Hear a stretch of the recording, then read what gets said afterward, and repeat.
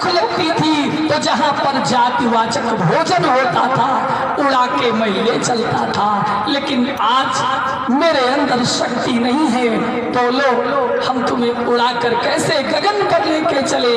गगन पंथ देखी मुक जाता। जटायु कहते हैं रे मेरे पंखों, आज भारत की एक बेटी का हरण हो रहा है। जब मेरा वो समय आया कि मैं जाकर के भारत की बेटी की रक्षा कर सकूं, तो आज पंखों तुम मेरा साथ नहीं दे रहे हो, कायर हो तुमको मेरी मदद करनी चाहिए। जब पंखों में साहस भरा मेरे भाई बहन, उन पंखों ने उड़ान भरी। और विचारवान श्रोताओं मेरे भाई बहन याद रखना, भारत का कोई भी संत, कोई भी महात्मा, यहाँ तक उस चराचर में महाराज जनक भी थे, लेकिन कोई भी उस छाया सीता की रक्षा करने के लिए नहीं आया। लेकिन धन्य है भारत का पक्षी, अगर भारत पर संकट आया तो याद रखना, अगर आप अपने भारत की रक्षा नहीं करेंगे तो मेरा वो भारत देश है जिस भारत पर हम आपको गर्व होना चाहिए कि जहां पर देश की आन, देश की मान, देश की शान का सवाल आ जाएगा, भारत के पक्षी लड़ने के लिए तैयार है, लड़ने के लिए तैयार। ये है भारत देश और ये भारत देश की गरिमा।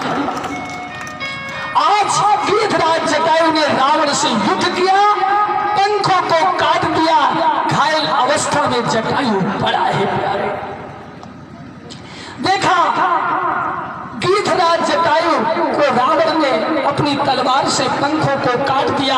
अब उड़ान भरने की शक्ति नहीं है, पंख कट गए हैं, घायल अवस्था में वो जटायु पड़ा हुआ है। प्यारे इतने में प्रभु के पास कौन पहुंचे? लक्ष्मण जी। प्रभु राम ने कहा, लक्ष्मण तुम कुटिया को छोड़कर यहां चले आए, क्यों? ऐसा क्यों किया? लक्ष्मण जी ने कहा, भैया क्षमा करना, आप ही ने तो मुझे पुकारा है, आपके ही लिए तो मैं आया हूं। आपने ही तो कहा हाँ लक्ष्मण, हाँ लक्ष्मण। प्रभु राम ने कहा, लक्ष्मण कुटिया में कुछ गड़बड़ हो गया, इसलिए यह मरम लक्ष्मण न जाना जो कछ चरित रचा भगवाना। लक्ष्मण को सारे मर्म पता है, लेकिन इस लीला का मर्म लक्ष्मण जी नहीं जाना। प्रभु राम आए, कुटिया में कुछ नहीं है, सीता नहीं है। प्रभु राम रुदन करते हैं। जिस तरह से जीवात्मा पर दुख पड़ता है तो यह जीवात्मा दुखी अवस्था में रुदन करता है। आज परमात्मा जब नर की लीला कर रहा है, मनुष्य की लीला कर रहा है, तो वो रुदन कर रहा है। मत्वा कर्मणा सीयन्ति इति मनुष्या, ये संस्कृत व्याकरण शुद्ध कहता है महाराज। आज वो परमात्मा रोदन करता है, जैसे जीवात्मा पर कष्ट आता है तो ये जीवात्मा रोता है, वैसे आज परमात्मा रो रो करके पूछ रहा है कि हे खगमृग, हे मधुकर श्रेणी, और तुम देखी सीता मृगनैनी, तुम देखी सीता मृगनैनी। आज अपने अनुज भ्राता लक्ष्मण के साथ प्यारे भक्तों राम जी चले जा रहे हैं। ए लताओ, ए वृक्षों, बताओ तो सही, तुमने मेरी सीता को देखा है? तुमने मेरी सीता को देखा है? आगे प्रभु राम वहां पहुंचते हैं जहां पर रावण की तलवार से कटे हुए पंख के साथ भारत का एक पक्षी गीधराज जटायु पड़ा है। राम राम कहता है गीधराज जटायु। प्रभु पहुंच गए गीधराज जटायु के पास और कहा, है पक्षीराज जटायु,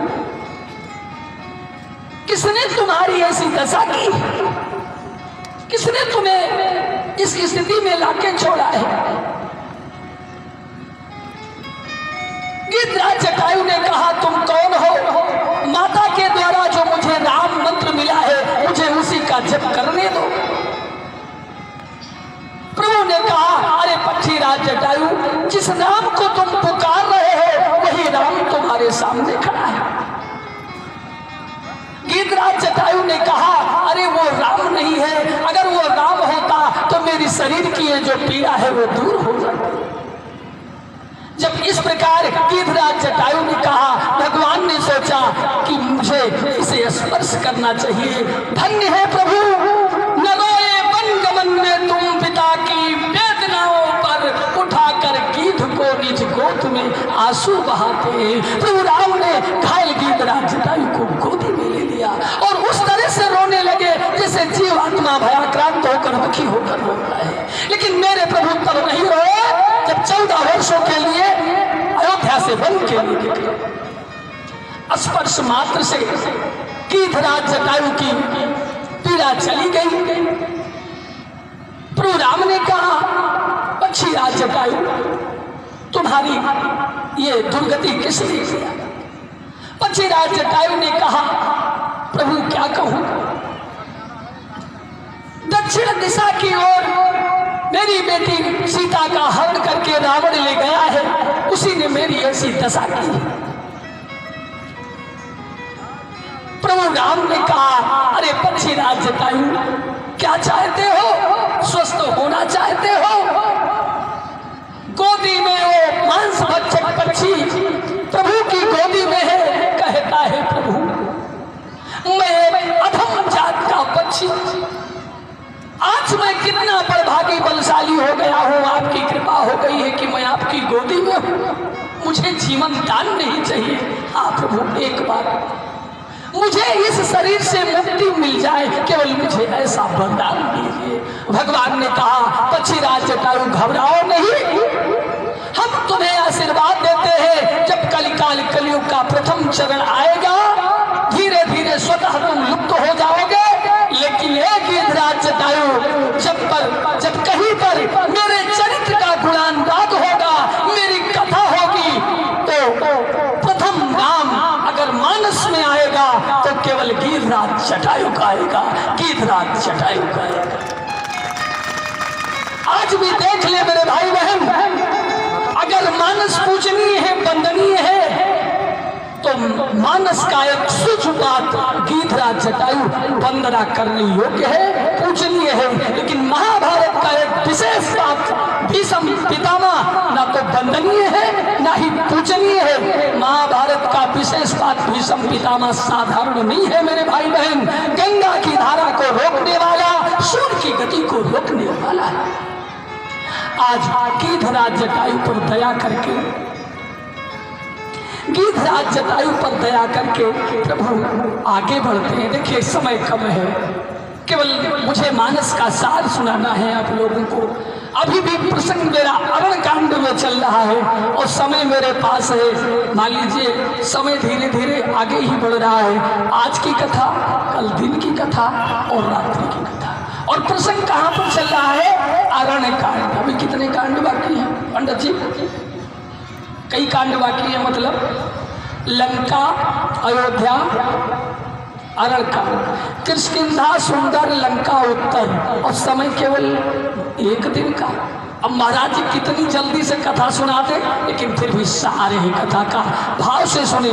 आज प्रभु राम पक्षीराज जटायु पर दया करते हैं और आशीर्वाद देते हैं, कलयुग आते ही प्रथम चरण में ही धीरे धीरे तुम लिप्त हो जाओगे।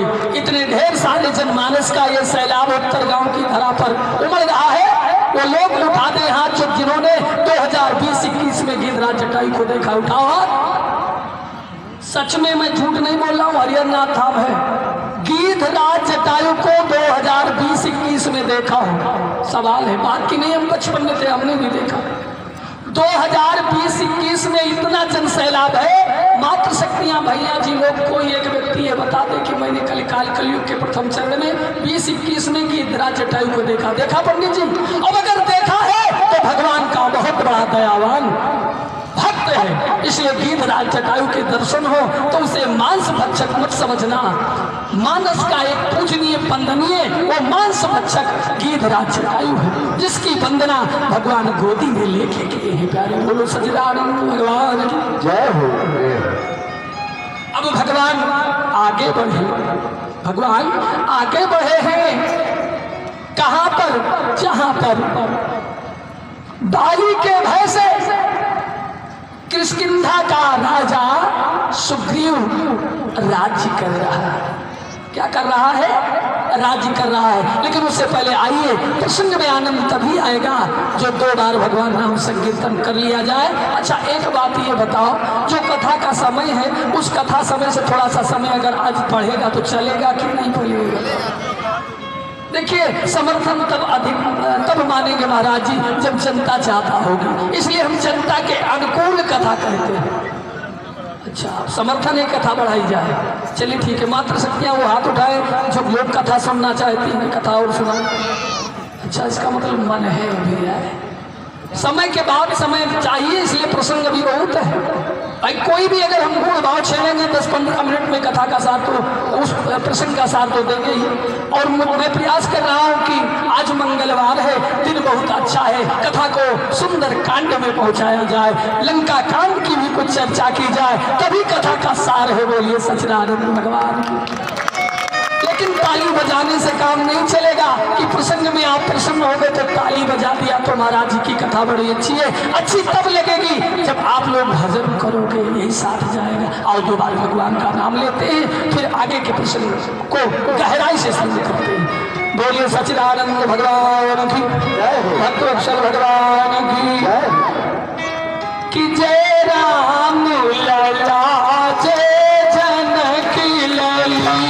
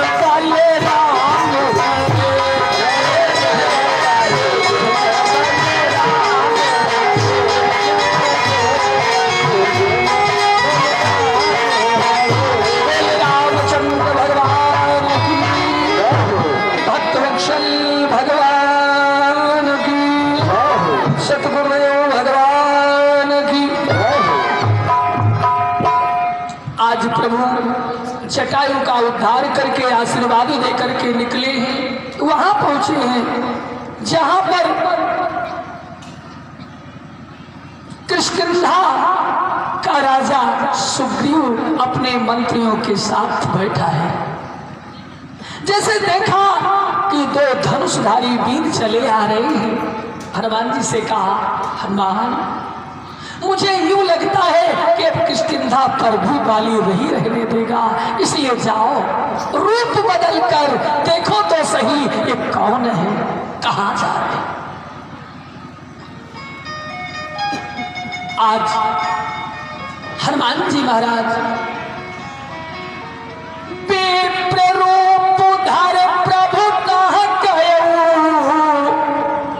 हनुमान जी महाराज विप्र ब्राह्मण का रूप बना करके पहुंचे और प्रभु के चरणों में प्रणाम किया। प्रणाम है आपको। को तुम तात कहाँ ते आए, कौन हो तुम, कहाँ जा रहे हो। देखिए किष्किंधा कांड, इसलिए भाई हमें हर कांडों से सार लेना है, तो इसलिए हमें सुंदरकांड की कथा करनी है। तो किष्किंधा कांड की विधा है, भाव से आप लोग श्रवण करेंगे। आज हनुमान जी महाराज विप्र का रूप धारण करके, ब्राह्मण का रूप धारण करके प्रभु के पास गए और पूछ रहे हैं कि तुम श्यामल गौर शरीरा और क्षत्रिय रूप फिर बनवीरा। प्रथम प्रश्न किष्किंधा का हनुमान जी की पूछने की विधा देखिए कि तुम श्यामल गौर शरीरा और क्षत्रिय रूप फिर बनवीरा और कठिन भोग कोमल पद कामी कवन है तु बन बिचरहु स्वामी। और मृदुल मनोहर सुंदर काटा सहित दुसाहबन आतप जाता कि तुम तीन देव मह कोई और नर नारायण की तुम सोई। जग कारण तारण भव भंजन धरणी भार कि तुम अखिल भवनपति कि तुम अखिल भुवनपति लीन मनुज अवतार कि तुम श्यामल गौर शरीरा क्षत्रिय रूप फिरा बनवीरा कठिन भूम कोमल पदगामी कवन है तु बन बिचरहु स्वामी। किष्किंधा कांड हनुमान जी महाराज की पूछने की विधा। लक्ष्मण जी ने कहा बड़ा विद्वान पंडित है भैया, सोच के उत्तर देना, एक बार नहीं इतने प्रश्न। और अगला सिलेंडर तभी होगा जब उत्तर भी सटीक हो, इसलिए भैया उत्तर भी सोच समझ के देना। इसलिए प्रश्न एक नहीं है, अनेक है। क्या क्या पूछा हनुमान जी महाराज ने प्रभु राम से, कौन हो तुम, कहाँ जा रहे हो, कठिन भूमि है, तुम्हारे कोमल पग हैं, साक्षात नारायण हो, अखिल त्रिभुवनपति हो, या धरती का भार हटाने वाले साक्षात ब्रह्म। अब लक्ष्मण ने कहा भैया उत्तर सटीक होना चाहिए तभी विद्वान सिलेंडर होगा। बहुत बड़ा विद्वान एक बार में कई प्रश्न कर रहा है। राम जी ने कहा लक्ष्मण तुम बीच में मत बोला करो। अब देखिए हनुमान जी के पूछने की विधा और प्रभु राम के उत्तर देने की विधा क्या है।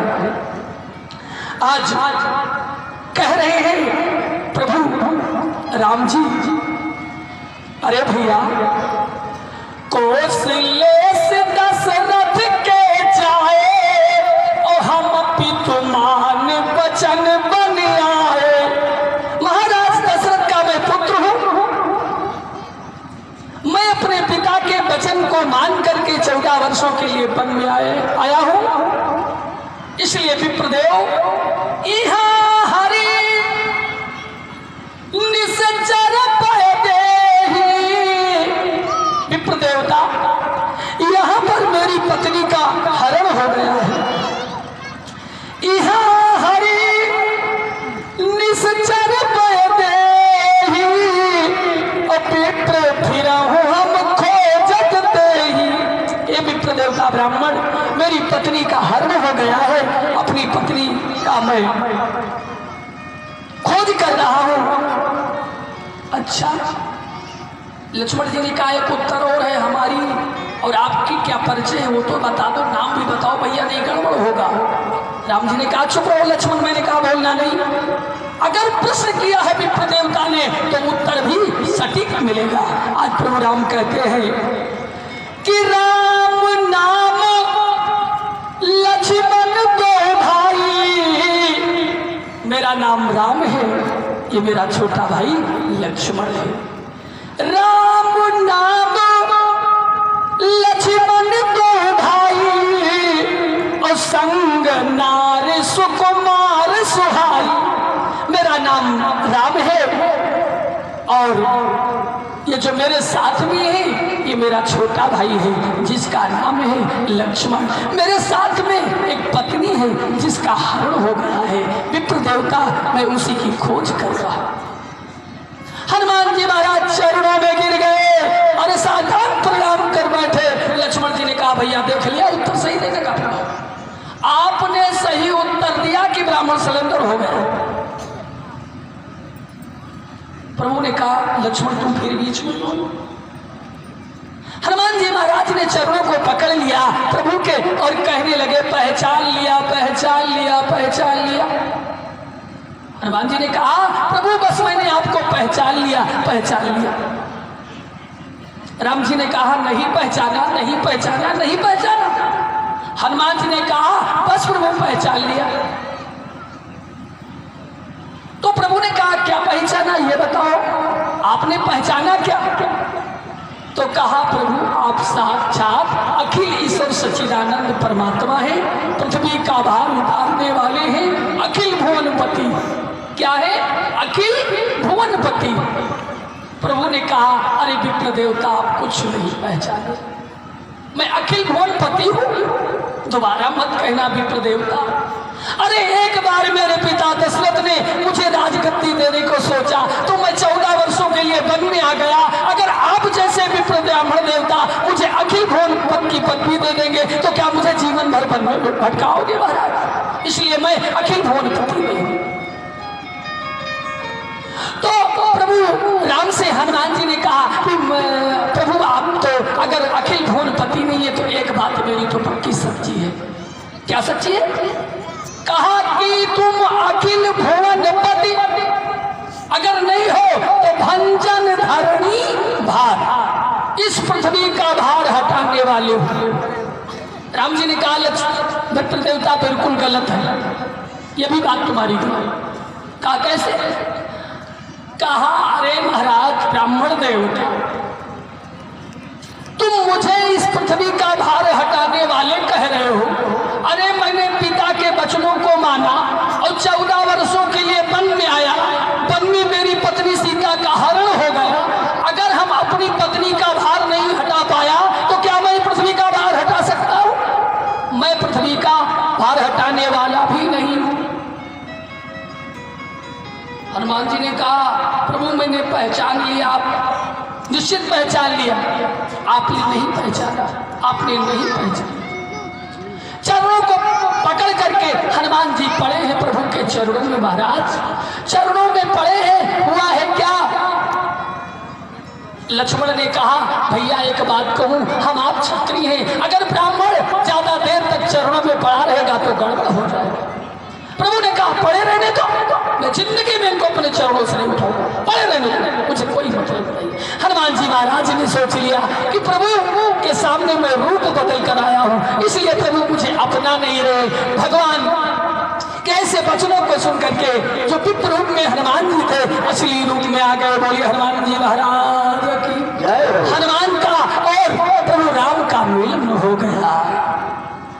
अब जब प्रभु का और हनुमान का मिलन हो गया महाराज तो हनुमान जी महाराज ने कहा प्रभु आपकी दया हो गई है, अब मुझे रहने का स्थान चाहिए। अच्छा देखिए मानस में 5 नाते हैं। कितने नाते हैं? 5 नाते। जैसे मैंने आप लोगों को बताया था कि एक राशि की 5 देवियां हैं, यानी 5 देवी हैं जो एक राशि से हैं और 5 प्रभु को पाना चाहती हैं। बताया था कि नहीं? याद है आप लोगों की? भूल गए? बड़ा मुश्किल है, हमें तो नहीं लग रहा कि आप लोग याद किए हुए। आप लोगों को बढ़िया से संगीत बजे महाराज, भजन गाए तो सो गए।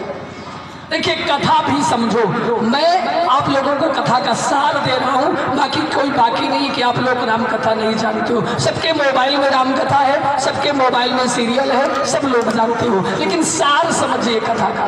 5 देवी कौन है? सती। सती भी भगवान को पाना चाहती है लेकिन परीक्षा से। सीता प्रभु को पाना चाहती है लेकिन इच्छा से। तो सती और सीता एक राशि हो गई कि नहीं पंडित? हाँ या ना? हो गई। सती सीता और प्रभु को पाना चाहती है कौन? रावण की बहन शूर्पणखा। राशि एक है कि नहीं? चौथी कौन है? चौथी है सबरी। राशि एक है। कुशासी सुसत में कुंभ राशि। और 5वीं कौन है? 4 को मैंने बता दिया, 5वीं कौन है? पंडित जी सोच रहे हैं कहीं गुरु जी आज सार बता देंगे कथा का, तो विकाल कथा कहना है, गड़बड़ ना हो जाए। बोलो सच्चिदानंद भगवान की। देखिए यहाँ की जो जनता है, ये जनता संगीत की प्रेमी है, संगीतमय कथा ज्यादा पसंद करती है। कथा का लेकिन सार भी समझो। हाथ उठाओ कितने लोगों की समझ में कथा आ रही है? उठाओ हाथ, कितने लोग इस कथा को समझ रहे हो जो सार में आपको सुना रहा हूं? और बाकी लोगों की समझ में नहीं आ रही है कथा। जो हम कह रहे हैं वो कथा किसी के पल्ले नहीं पड़ रही है। बोले सच्चिदानंद भगवान की जय। जिसको सुनकर कुछ असर न हो तो राजन व्यर्थ कथा है। जिस कथा में तबीयत ही न लगे फिर कथा नहीं, वो व्यथा है।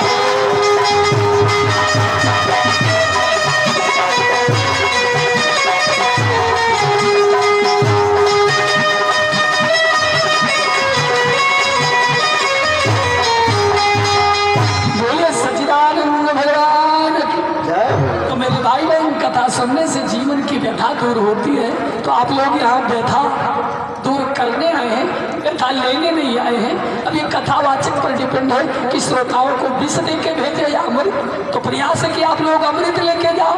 हालांकि यहाँ पर विष नहीं मिलता है, हरियर काम है, यहाँ अमृत ही बच रही है, अमृत है अमृत। देखिए मैं सुंदर कांड तक की कथा करना चाहता हूँ। अगर आप लोगों को कथा नहीं समझ में आती तो संगीत में कथा सुना करके 10 मिनट में आरती करा दूँ। हाँ या ना? चलेगा? करवा दूँ आरती? हाँ तो कहने के लिए तो हम आए ही। बोलो सच्चिदानंद भगवान की। भाई हमारे टायर रिकॉर्ड का जो स्विच है ऑन और ऑफ का, वो उत्तर गाँव है। श्री राम कथा के कमेटी के कार्यकर्ता है। जब कहते हैं महाराज जी स्विच ऑन तो महाराज जी चालू, और जैसे ये लोग कहते हैं महाराज जी कथा बंद, विश्राम, तो कथा विश्राम। भाई हम तो आप लोगों के अधीन हैं। बोलिए सच्चिदानंद भगवान की जय, भक्तवत्सल भगवान की जय। आज हनुमान जी महाराज कहते हैं प्रभु मैं आपके चरणों का दास रहना चाहता हूँ। 5 नाते हैं और 5 नातों में एक नाता भगवान ने नहीं बताया। हनुमान जी महाराज के द्वारा सुग्रीव से मित्रता होती है, लेकिन ध्यान से सुनना, प्रभु की और सुग्रीव की जब मित्रता हुई है तो गवाह कौन है जानते हो आप लोग? हनुमान जी महाराज और साक्षात अग्नि माता की साक्षी लेकर के एक दूसरे की मित्रता कराए हनुमान जी महाराज। और इसी जगह पर जब प्रभु ने कहा चरणों में संत हैं, हृदय में सीता जी हैं, कहा रहोगे हनुमान? तो हनुमान जी ने कहा बस प्रभु आपके दर्शन हो गए, मैं जा रहा हूँ। प्रभु ने रोका, कहा हनुमान मैं आपके बिना अब नहीं रह पाऊंगा। तो प्रभु ना तुम मुझे छोड़ रहे हो ना मेरे बिना रह रहे हो, तो बोलो क्या करूँ? प्रभु ने जानते हो क्या कहा? भक्त के लिए, हनुमान के लिए कहा हनुमान अगर मेरे चरणों में तुम्हारे लिए जगह नहीं है कोई बात नहीं है, अगर मेरे हृदय में तुम्हारे लिए जगह नहीं है, लक्ष्मी जी हैं, तो क्या हनुमान तुम्हारे हृदय में मेरे लिए जगह नहीं है? अरे तुम्हारे हृदय में जगह होना चाहिए, तुम ही मुझे अपने हृदय में बैठा लो। आज हनुमान जी महाराज ने राम और लक्ष्मण माता के झांकी को अपने हृदय में विराजमान कर लिया। अब देखिए इस विदा कृष्णा कांड की विदा है, मित्रता किस प्रकार से हो रही है। नाथ शैल पर काफी पति आई,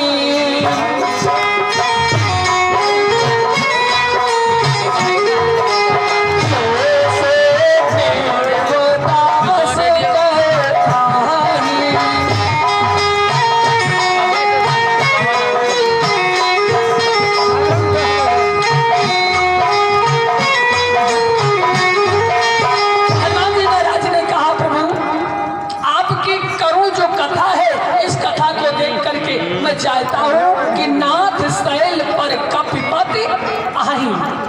इस शैल पर एक बानरों का राजा है जिसका नाम सुग्रीव है। मैं चाहता हूँ सुग्रीव दास कर रहा है। सुग्रीव जो है वो आपका दास है, तो आप उनसे मित्रता कर लीजिए। तो भगवान ने जानते हो क्या कहा हनुमान ये बताओ, स्वामी और दास में मित्रता हो सकती है या ना? यानी राजा में और प्रजा में तो बराबर ही नहीं है। हनुमान जी ने कहा प्रभु आप में वो लक्षण नहीं है। हमने कहा कि आप तो अखिल भुवनपति हैं, तो आपने कहा हम है नहीं, तो मुझे लक्षण दिखे नहीं। लेकिन हाँ, जिस पीड़ा से आप दुखी हो वही पीड़ा से सुग्रीव जो है दुखी है। तो मैं ये चाहता हूँ कि आप दोनों एक दूसरे के पूरक बन जाओ और दास का जो स्थान है वो अपने हनुमान को दे दो। मैं दास का स्थान ले लूंगा और तुम दोनों मित्र हो जाओ। अच्छा क्या है सुग्रीव? कहा प्रभु